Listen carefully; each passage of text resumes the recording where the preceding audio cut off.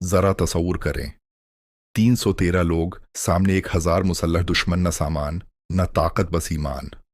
और फिर ऐसा दिन आया जिसे कुरान ने कहा, यूमुल फुरकान, हक और बातिल के दरमियान फैसला का दिन। ये कोई फिल्म नहीं, ये है गज़वा बदर। हुजरत को अभी 2 साल हुए थे। मुसलमान मदीना में नए थे, कमजोर थे, और मक्का के लोग इनके दुश्मन। कुरैश मुसलमानों का माल छीन चुके थे। इसी माल का एक काफिला अबू सफियान की क़ियादत में शाम से आ रहा था। नबी करीम सल्लल्लाहु अलैहि वसल्लम निकले जंग के लिए नहीं, बल्कि अपना हक वापस लेने। लेकिन कुरैश ने क्या किया? गुरूर में आकर 1000 का लश्कर तैयार कर लिया और बद्र की तरफ बढ़ गए। अब सवाल ये था, क्या 313 1000 का मुकाबला कर सकते हैं? नबी सल्लल्लाहु अलैहि वसल्लम ने सहाबा रज़ी अल्लाह इन्हम से मशूरा किया।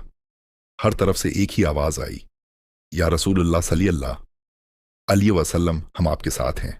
और फिर वो लम्हा, नबी सल्लल्लाहु अलैहि वसल्लम सारी रात अल्लाह के सामने रोए, ये दुआ मांगी, ऐ अल्लाह, अगर ये जमायत हलाक हो गई तो ज़मीन पर तेरा नाम लेने वाला कोई न रहेगा। अल्लाह ने फरमाया, जब तुम मदद मांग रहे थे तो मैंने 1000 फरिश्तों के जरिए मदद की। ये सिर्फ अल्फाज नहीं, ये अल्लाह का वादा था। जंग शुरू हुई मुबारज़त से इधर से।